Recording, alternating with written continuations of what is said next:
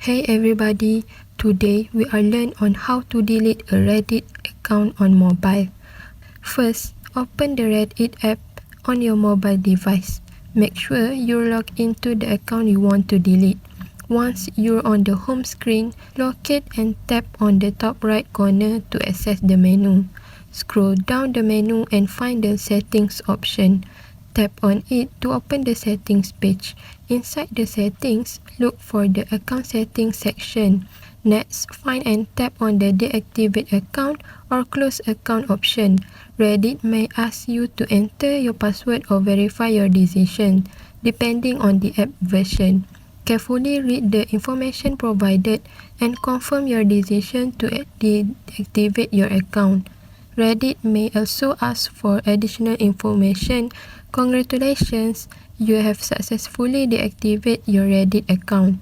Keep in mind that your account information will be retained for 30 days in case you change your mind. After this period, your account will be permanently deleted. I hope this helped you out on your current and future project.